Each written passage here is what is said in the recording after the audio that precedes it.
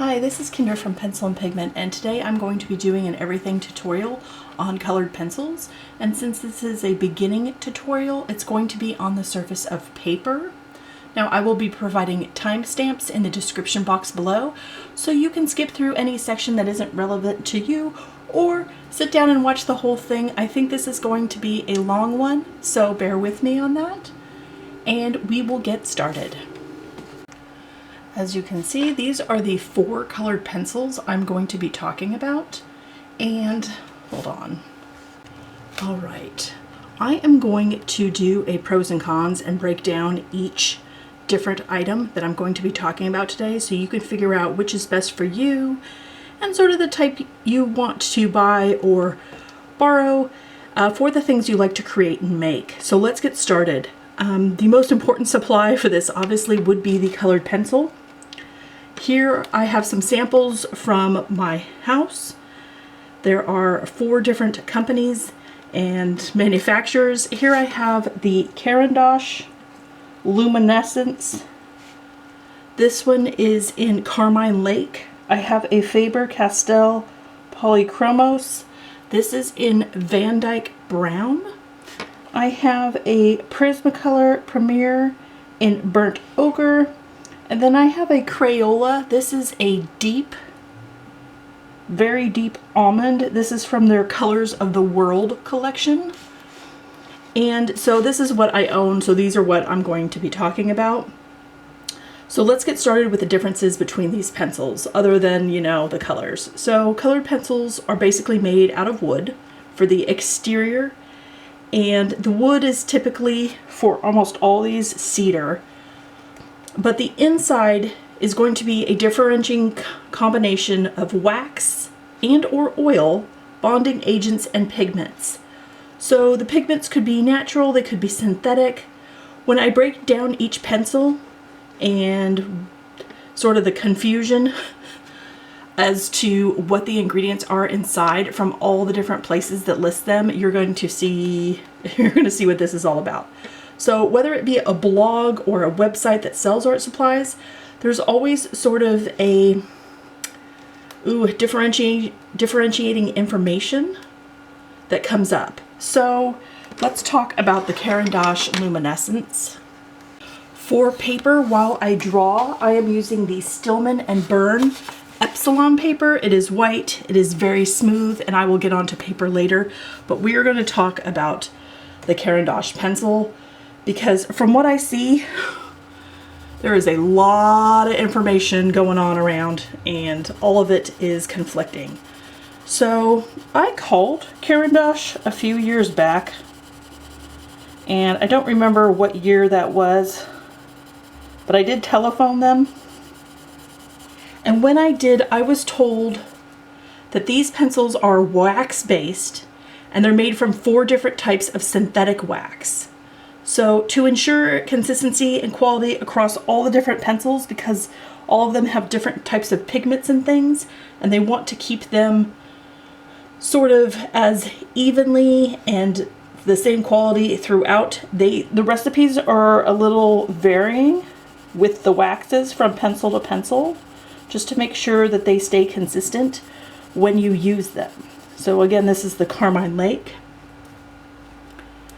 Now, the wood on this is cedar, and the pros to this pencil is it's a very easy pencil to use. I would consider this one of the top easiest ones for blending and creating, because it is so soft because of all the different waxes inside. And there's a very high pigment payout. Again, I can be very soft with this pencil, and I can be very pale, and I can be very dark with this pencil. There's a huge color range, but there is a very high color payout when I create with this pencil. It's very vibrant, bright. There's light fast ratings on all of these pencils. So this one is LF2. That's okay. It has a little sun. It lets you know. It says permanent color. It gives you the information on the pencil. There's also light fast charts. The higher quality you go in colored pencils, especially in the artist range, the more information they will have about the product, which is always nice. The cons to this pencil is that it's pricey. It's sort of you get what you pay for. So these retail for $3.36 US dollar a piece, and this is from dickblick.com. And they are sort of more affordable, like they're lower in price when you buy them in a set, but the sets are super expensive because the pencils are expensive. So just sort of keep that in mind. Maybe wait for sales if they have one anywhere. These are harder to find in art supply stores. Smaller art supply stores, craft stores don't carry them, and often you have to do online purchases and you don't get to try it before you buy it. So that can be kind of hard looking at swatches and trying to figure out if that is the convenience color or the dominant color that you need. When it comes to cons, because this is such a soft pencil, if you work very fine details, if you work in miniatures or A6 size or smaller, like if you're in A7s or something, you're going to constantly be sharpening the tip to keep it very fine point and keep it from dulling out and getting too wide. So you will be sharpening this pencil a lot and going through this pencil faster. And with the price, that can be very difficult. So I just kind of wanted to point that out. These pencils are made in Geneva, Switzerland. The next pencil I want to talk about is the Faber-Castell Polychromos. Now, there's also conflicting information about the ingredients of this pencil as well, unfortunately.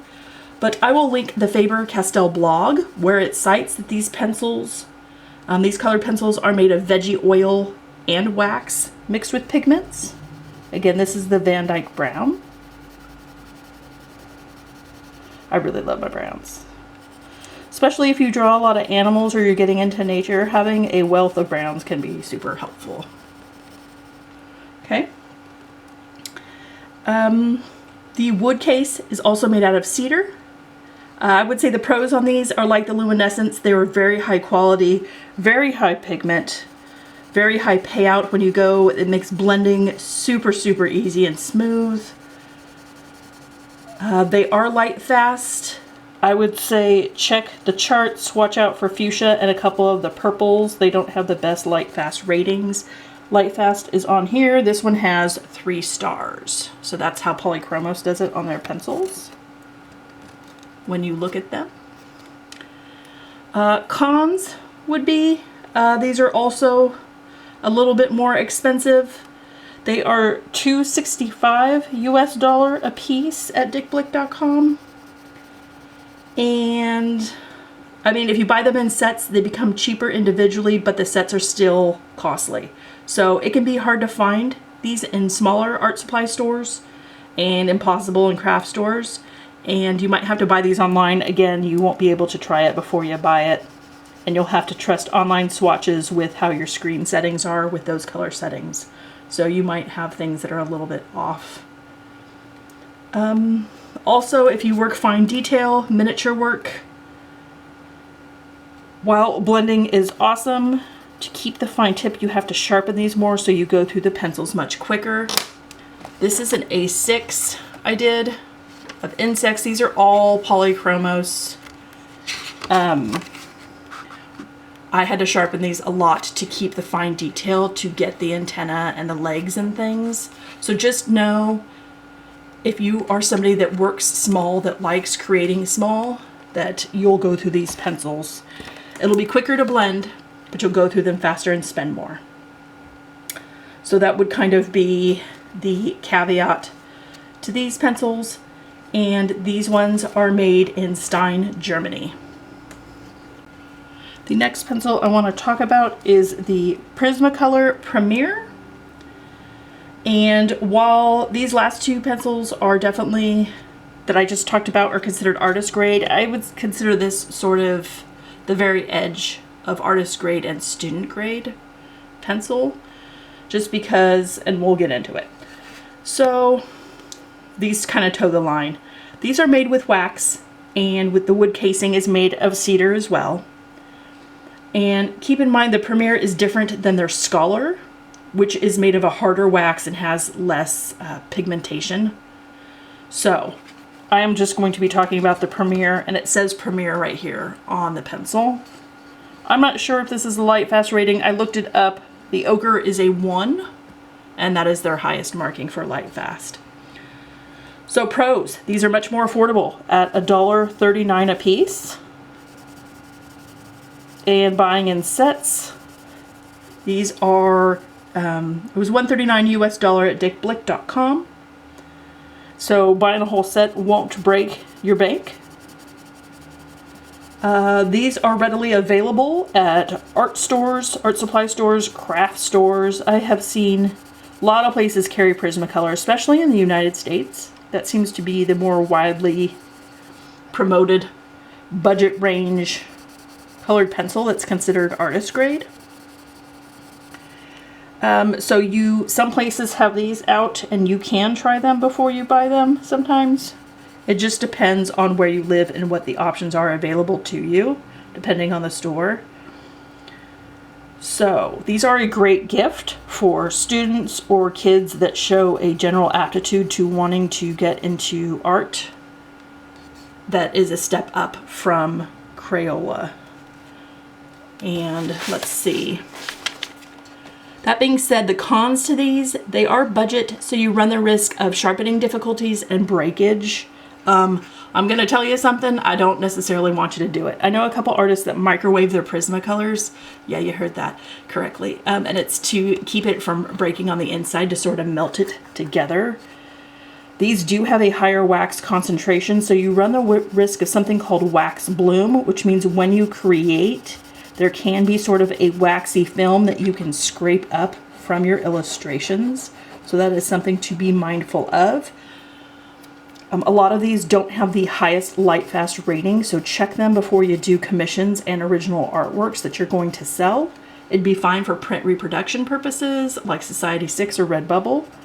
But if you're giving art, this is definitely one of those things where you want to check each individual color that you go to create with. So these pencils are made in Mexico. And that's just something to note. Let's get on to the last one. The last color pencil I'm going to do is Crayola. Again, this is the Colors of the World set. This is very deep almond. This is a skin tone set for, it's sort of packaged for children for inclusion. And I am going to try and do varying strengths of this pencil as best as possible. So these pencils are made of a very hard wax, so you're definitely going to have wax bloom when you go to create with them. And the casings that are made of wood are reforested. So yeah, I can see the wax from the angle I'm creating at. You might not be able to see it, but that's okay. So the pros to this, super budget. The 24 pack that this came in is under $5 US.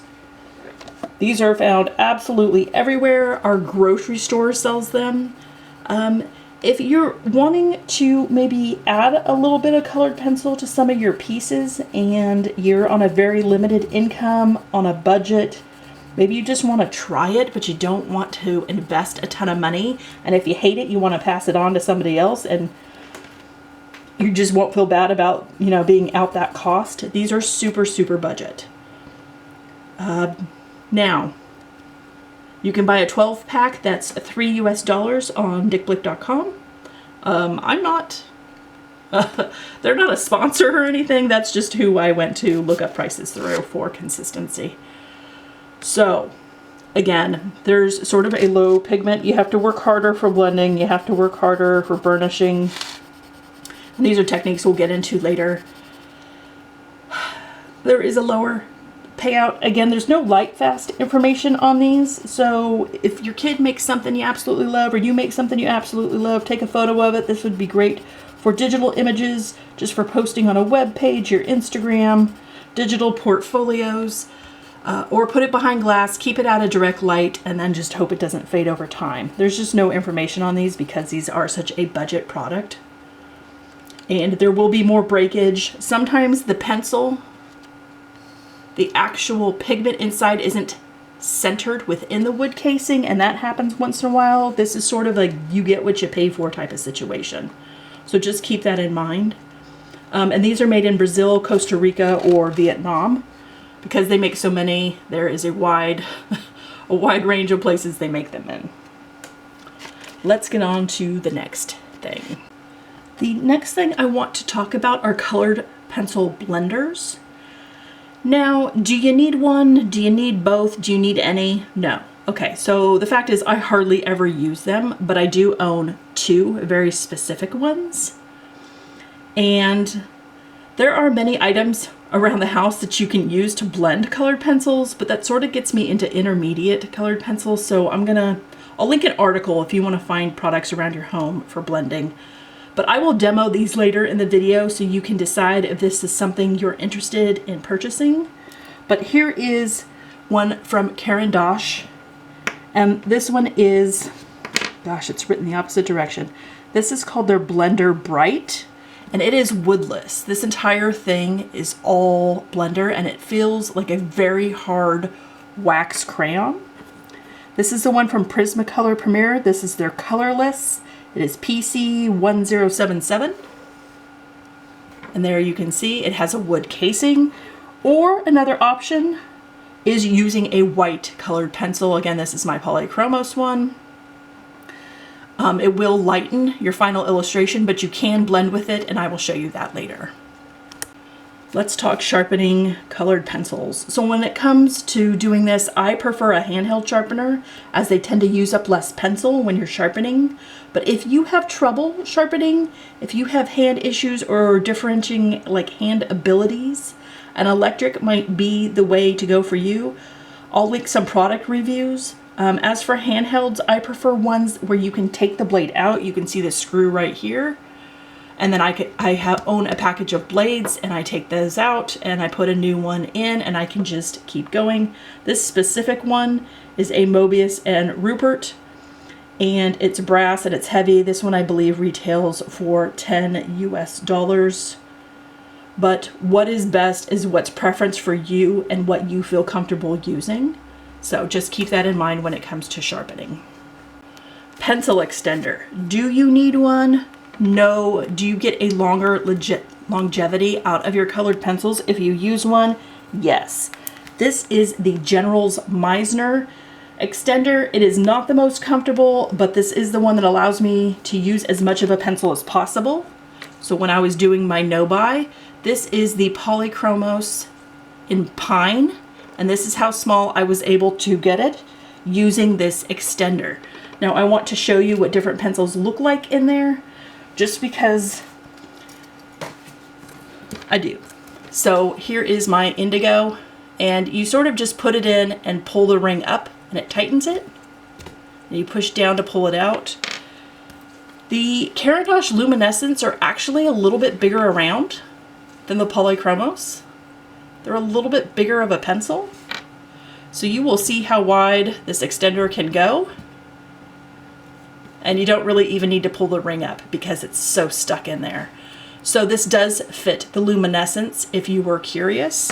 I also have a Sonic pencil holder. This is sort of for mid-range colored pencils. It makes it more comfortable to hold them, but it does not get nearly as tiny as this one does for using up as much of a pencil as possible. So keep in mind, this is a product you may be interested in. This is under $10 US at dickblick.com. Erasing. We need to have a talk about it. Okay, I'm not a fan, and I'm gonna go into that. But if you have to, the best eraser is a vinyl eraser to erase colored pencils. Just keep in mind that because colored pencils are made of binders like wax and oil, that it's hard to lift. Not to mention like the pigments, which could be hard to lift, and or staining. So think of it as the pigment sort of penetrates getting into the paper and then bonds with that paper and the fibers, and then the wax sort of seals it all up. And when I go to do a demo, I'll show you what that is. But this is sort of just a cheapy plastic eraser, and this is a high polymer eraser. This is what I have. I don't go into colored pencil illustrations planning on erasing too much. and I'll show you how I do that in techniques and demo. Let's talk surface. So for beginning colored pencil, we're going to cover just paper. And this is another category sort of where what is best is what's preference. So the general sort of consensus is that smooth paper is the best. But another great option sort of is vellum. And vellum has a tiny bit of texture or tooth, sometimes it's called, that helps take hold of the color as it's being laid down. Now there is specific colored pencil paper. Strathmore makes one. Bristol works nice. You could use tone tan, tone gray if you want mid-range tones taken care of in the paper, like a colored substrate. I wouldn't say that anyone is doing it wrong if they choose to use like mixed media paper or a hot press watercolor paper. Just know that any additional texture or longer fibers might make laying down a consistent solid color a lot more difficult. So for this video, I'm going to be using the Stillman & Birn Epsilon, and it has a gray cover. This is the soft bound. I want to talk a little quick bit about history of colored pencils, because I just find the history of art and art supplies super fascinating. So sort of the initial beginning colored pencil was considered a wax-based crayon that can be traced back to the ancient Greeks. Romans as well use color crayons that were based on wax.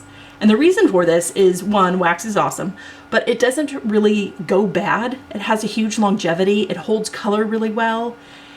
And it allows you to create some really amazing images and techniques. So according to Wikipedia, colored pencils weren't created until the 20th century. And in 1908, Faber-Castell created polychromos. And they started with just 60 colors. Caran d'Ache created theirs in 1924. Barrel Prismacolor was created in 1938. And Crayola was super last to the party with colored pencils when they created theirs in 1988. There is another content creator artist, and her name is Super Ray Dizzle. She has an 8-minute video where she tests 100-year-old colored pencils.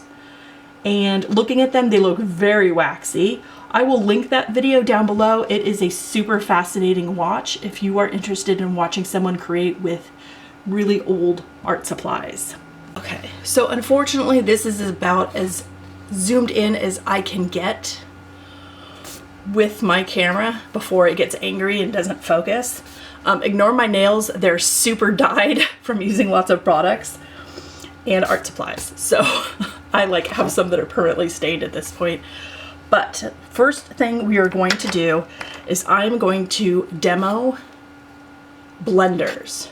So we're going to start with this blender by Caran d'Ache, and this is their Bright blender. I will link all these products down below so you can check them out.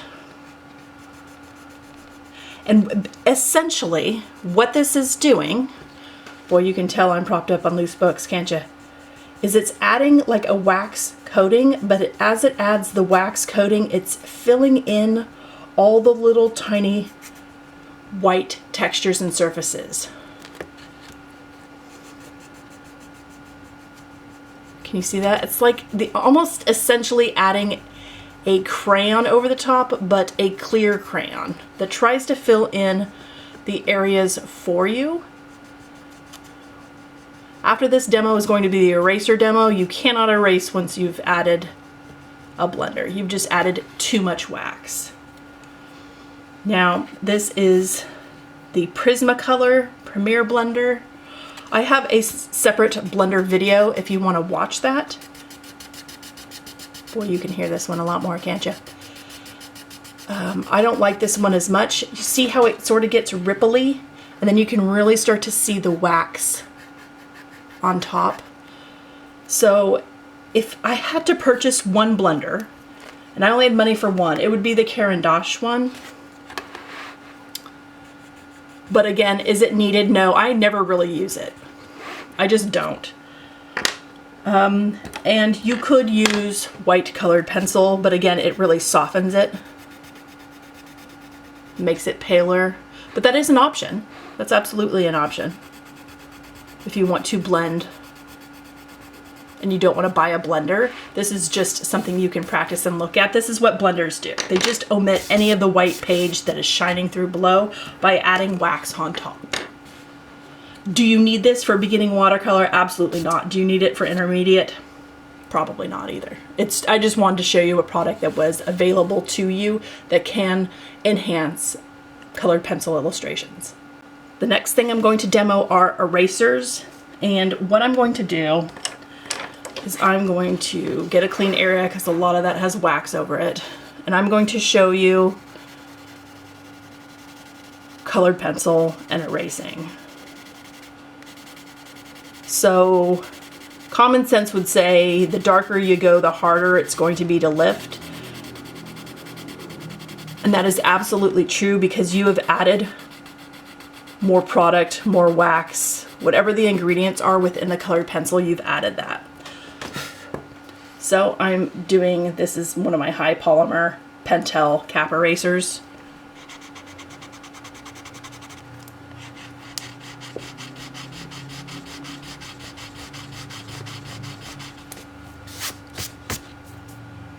If you want to erase colored pencil, you have to go very, very lightly. You draw your outer shape, whatever you're drawing, and if you don't like the shape or you don't like where you've laid it on the page, you can then try and pull it up with an eraser. But keep in mind, some pigments just don't erase. Some are very staining. Some pigments just don't lift, and some pencils here, I will do the polychromos. They just don't want to come up off the page. So keep that in mind when you create. When you're drawing something, maybe outline it very pale, outline it in pencil. This is the Van Dyke Brown. This one isn't quite as staining. So if you go super pale, you can lift it, but keep in mind, you can't lift the darker ones. They're just too dark. Let's do Prismacolor, but you don't really go into an illustration with colored pencil thinking, oh, I'm going to erase this. You kind of go in with the confidence of just laying it down, and if it's asymmetrical, then that's more accurate to nature and how things are. Okay, and this one is the Burnt Ochre.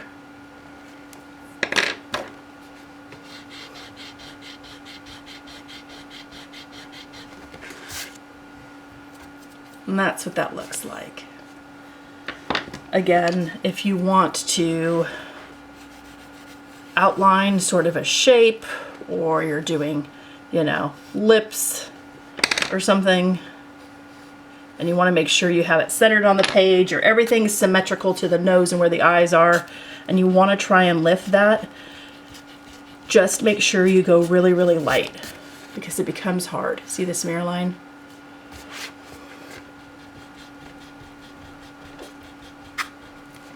This one's trying its best as well. I don't own any vinyl erasers. I just kind of use what I have and go light before I go heavy. All right, so there's the demo for erasers. Let's talk colored pencil techniques. So if you're one of those people that prefers to practice a product without creating something, then techniques are for you. In doing techniques, it can help build your confidence, help you feel more comfortable around the product before you go to create more finalized, polished pieces. So let's get started. The first one I want to talk about is layering. This is the Polychromos. And layering is just practicing putting down layers and understanding what that looks like. And you could even make really specific notes. One layer,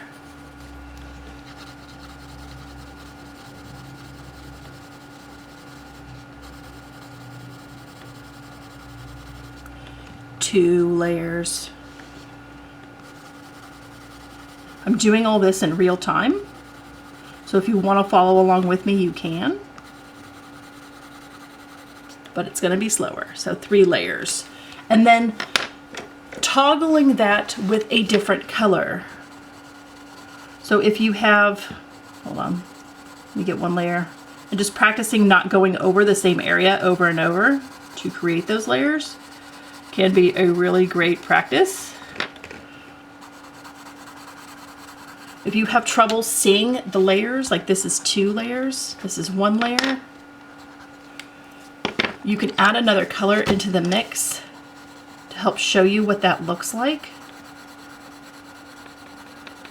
You can create a color key, labeling what green this is, labeling, you know, this here's carmine.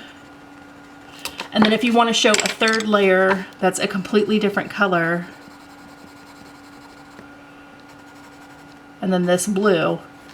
But as you start to get in, it starts to muddy. So the reason you want to practice layering is when you go to create an illustration, you want to be able to have colors overlap, you want to have colors abut each other, and you want to be able to do that to show the color that you are mixing, the color you are trying to create, without losing the integrity of the product or the object that you are trying to draw.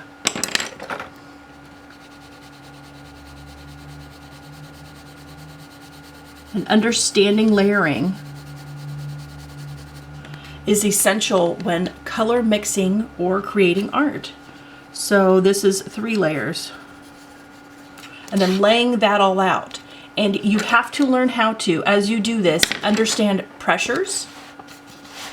So with layering, you're going to have a light pressure, you're going to have medium pressure, and you're going to have a heavier pressure or hard pressure. And then being able to do sort of a graduation of these can help you pull apart your light, your medium, your heavy.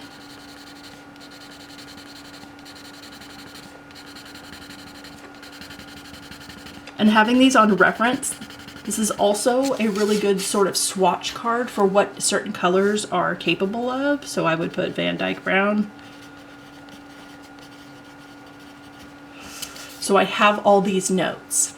If you go to create this and you have tons and tons of layering swatches and you come back years later and you're like, this is a waste, what do I do with this illustration? You can cut these up. These make great bookmarks, gift tags, things like that. Little swatch cards that you can have on a little Rolodex. Let's get to the next technique. I apologize. We've absolutely lost all our sunshine, so I had to turn my lamp on. This next one is burnishing, sort of blending. So this is when you're creating an illustration, and this is where the blenders would come in. You are drawing an item and you have a blender and you want to blend a certain portion of it. That's burnishing. You can burnish with the colored pencil you have. You are drawing a circle, or I am, so it is. And as it gets darker, you begin to press down and sort of burnish that. You can't see any of the white paper coming up through. That is burnishing your circle. In one of my drawings here, you can see I burnished very heavily here, and then it is very light layers here. So this is as dark as it goes, and these are lighter layers laid on top of each other. So if I take a dark pencil, and then I have some lighter layer here, okay? Maybe we'll have sort of a burnish, a 1 layer, a 2 layer, and then I take a different color and I come in and I want to add into that, and I want to burnish with blue. My blue is very pure right here, and here it is with an underlying layer of brown. Burnishing is making sure you don't see any of the color through it. It is completely blended out. So, It may not be for you. You may want to have nothing but really soft, sort of that pastel fine look, or you may like your colors really strong and shining through. If that is something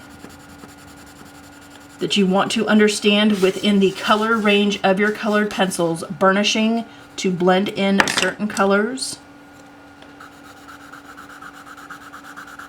These burnished colors abut each other, and this one is overlapping one single layer of light blue. You take notes, make notes. Sometimes it helps to create one shape and have full ranges within that shape, and understanding what that does. And then make notes, and you could have tons of hearts all over your page, stars, squares, whatever. They could be leaves. You know, if you want your stuff to look a little more polished, here's your leaf. And if you want to understand burnishing and illustrations, sometimes drawing really simple things and understanding layers can be very, very helpful with shadow and light. So this is burnishing.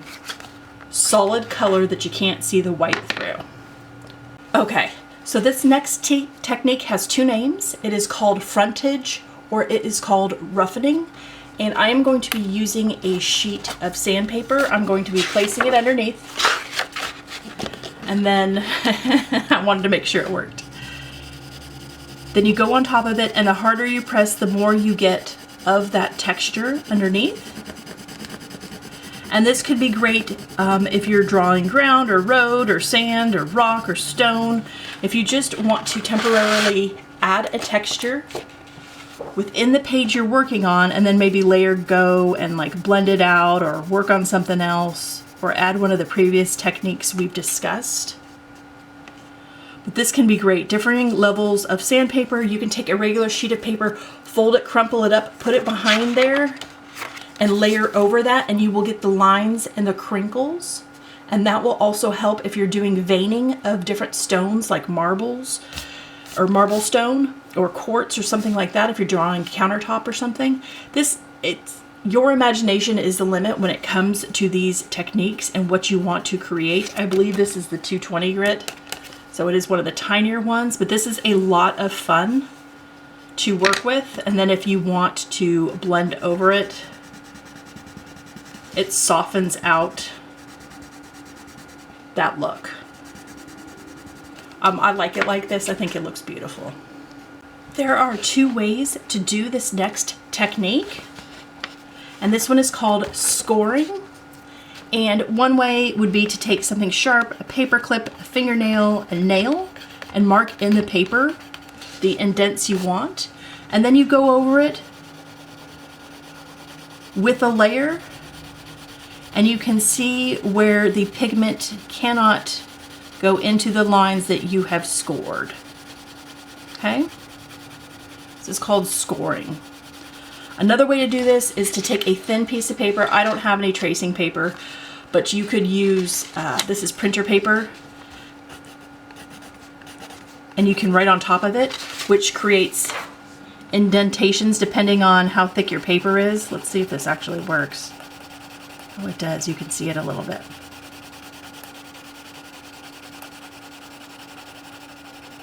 They make products that you can use that make little pressure lines, but if you don't have those, you can use what you have. Just make sure you're not scraping your paper up any. Again, if you're like me and you have nails, nails work, paper clips work. You can see those lines did not get any color. This is a really great technique when you are trying to do a ton of hair and you want to denote the lighter hairs without having to do the color within them. Scoring is a really fun technique you can use to do that with. The last technique are the basic sort of lines you make when you're learning to draw, like hatches. Understanding what those look like in colored pencil. Sorry, that's not dark enough. And then having them be really close together. And sort of getting that A little bit of line differentiation, cross hatching.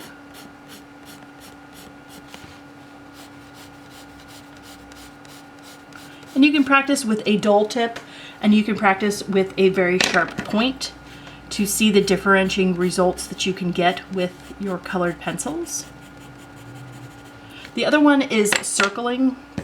I'm gonna use a darker pencil here. Okay. And this is just going in light little circles. And sometimes this is called scumbling, where you end up blending and having a different value range. So value not as in price, but value as in color.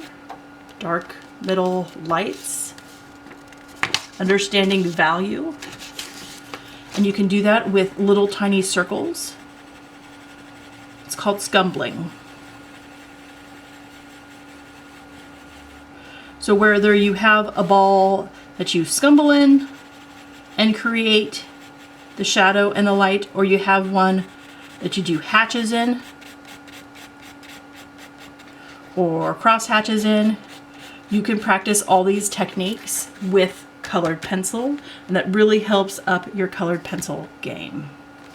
And then the last one is stipple, and those are polka dots. They could be big, they could be little, they could be uniform, they can be tiny and big, they could be close together, far apart. And this is a great way if you want to add shadow and light. Just allow for time. Stippling takes a lot of time. It's very much a lot of patience, but the closer your dots get together, the darker your value becomes. And then you can then sort of thin out your dots, and they can get lighter and lighter going this way, okay? From dark to light. So stipple, dots, polka dots, small circles, big circles, all the circles. And these are drawing techniques that are applied to colored pencil that work great. Now it is time for the tutorial. So for this tutorial, we're gonna draw a baby duck. And this is a royalty-free image from Pixabay, and this was taken by Boa Photo Studio. And I'm gonna link it down below so you can download it yourself if you want a copy of it to practice. I've just trimmed the background on mine to reduce distraction and to help isolate the individual shapes of the duck. So I'm going to draw over here, put the image right here, and hopefully that will translate. So we need all the yellows. All the yellows. Now, if you only have one yellow, look and see if you have any browns, any middle lightweight browns. If you don't have all the colors, that's fine. The more colors you have, sort of the more time you save until it crosses a line of having too many colors that you don't use.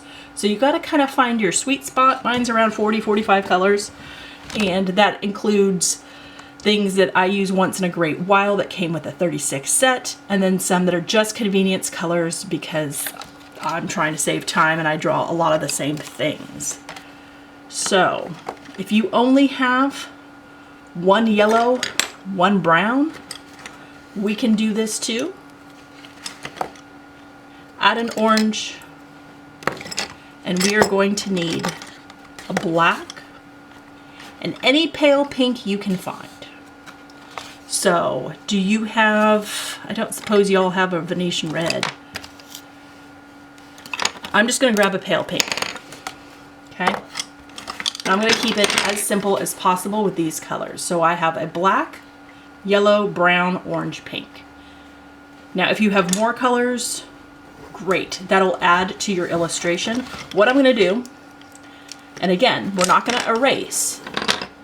So I am going to take the colors I've set aside, not you guys, please. Stay with your friends. And I'm going to outline the shape. Now I'm going to do it in the orange just so you can see it, but if you want to outline your shape really gently in yellow, you can. This duck has a circle for a head. Can you see that? There's my circle. Now we got to do a beak shape, and it has like a divot here, and it comes out like it wants to be a tennis shoe. The tennis shoe kind of comes down and it angles back up. And then it goes with a vertical line, and then it sort of cuts in and it goes back up. So anything close to this is, you did it, okay? Neck. It starts wider and gets narrower. So you want to make sure you come in with that neck. And then we're going to go into the body. The body juts out round on the left side. Okay, we have a round body, and it comes down more diagonally on the right. Now I'm lining up sort of the top of the legs where the right comes down vertically and kind of scoops, and then it has a nice belly dip to fit it round out a circle, and then kind of just slopes back up to this. This is my bird shape, okay? Legs, 2 vertical lines. They're going to start wider and kind of come down a little bit narrower. And then if you can see the curved round shape of the foot, and this one's more diagonal. Remember, everything in nature and animals and plants, it's all asymmetrical. Nothing should be perfect on both sides. It's absolutely boring. And we sort of arch a circle, make room for a toe, and sort of arch again. So this is one foot right here. The second foot comes from here, and it starts wide and meaty like you're doing an oval that you didn't close. You're adding a couple vertical lines here that get narrower, and this toe goes in, so he absolutely arches. And this one actually goes down vertical like you've drawn it wrong. So here we have a very tight sort of arch and another sort of really tight arch. These are the legs. There's going to be toes. Is this too difficult? I apologize if this is too difficult. Kind of toes that come in and go out. And again, these start real narrow, they get real wide, wide, narrow. This is going to be similar width, wide to narrow, narrow to wide, and here we have the webbed toes, okay? Again, yours should be very pale, it should be yellow. That way, if you don't like the shape, you can lift it as best as possible. We need to add an eyeball. We have, it's a pointed oval or a nice little leaf shape. You can practice that, how you want that angled over to the side. If you want to practice different eye shapes to figure out what you prefer, what you like. If you want it more circular at the bottom and more oval on top. This is your duck. And this is going to be the practice of all the blending. So you're going to take your yellow and you're going to do a light 1 layer of yellow across your whole duck.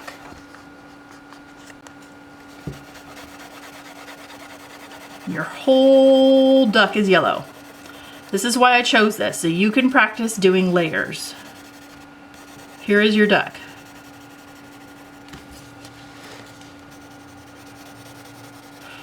Now, don't worry about mine because you're gonna see you're gonna see the hard outline, but on yours you won't.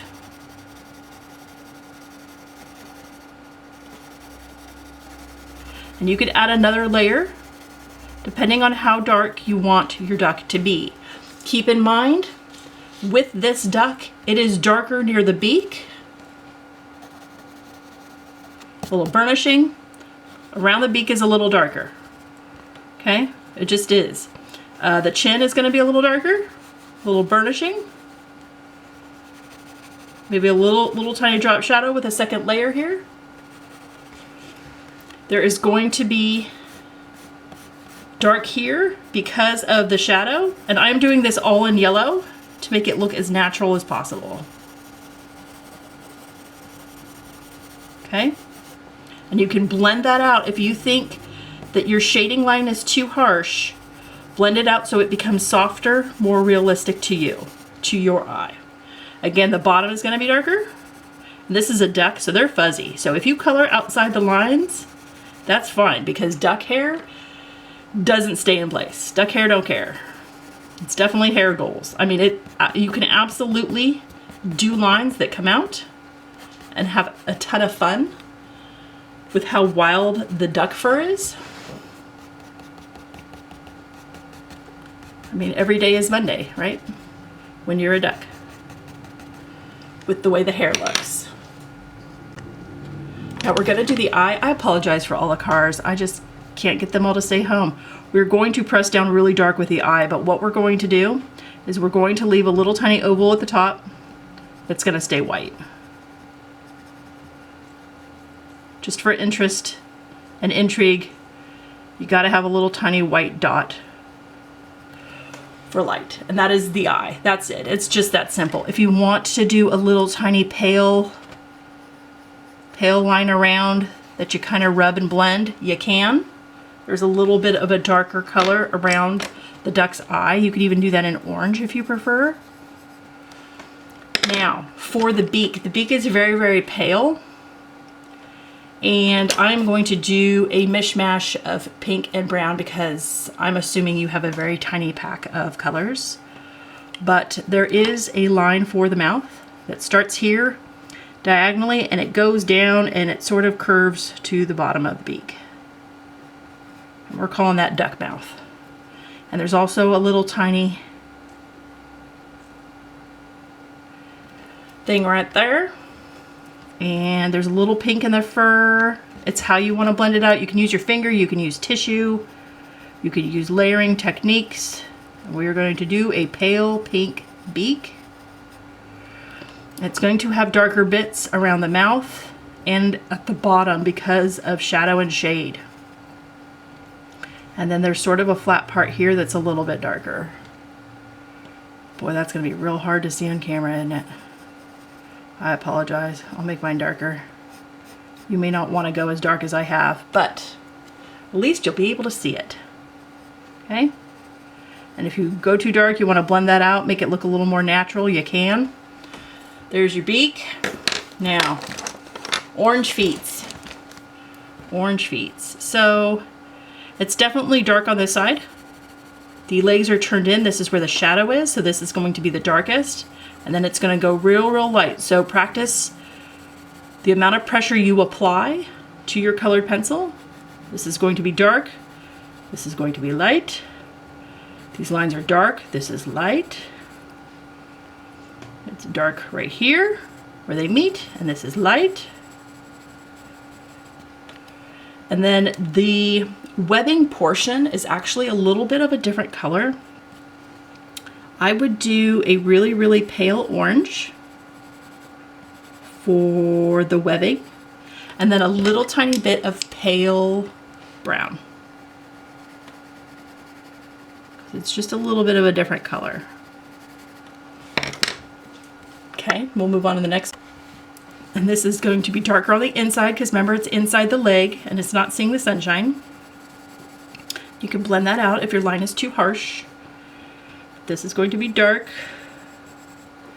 and this is going to be dark, and the rest is going to be light. Having a wide value range between dark and light is what sets apart, again this is dark because it's kind of under the shade, this is dark. It sets it apart between something looking fake and more realistic. So I'm going to do a real pale orange for the webbing, one layer, and then a really thin light layer of pale brown on top of that. And I am mixing all my colored pencils together, and that is fine. So here is a duck. If you want, you can add little bits of light brown to denote different little shadow areas of the leg.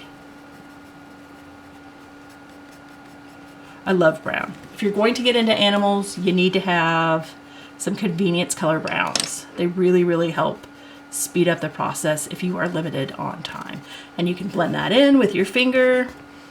And we drew a duck. I hope this helped. This was kind of a very quick tutorial in shape and line, but it's very much layers doing fun fuzzy lines, and then experimenting with color and layering of color to try and match what you see on your screen.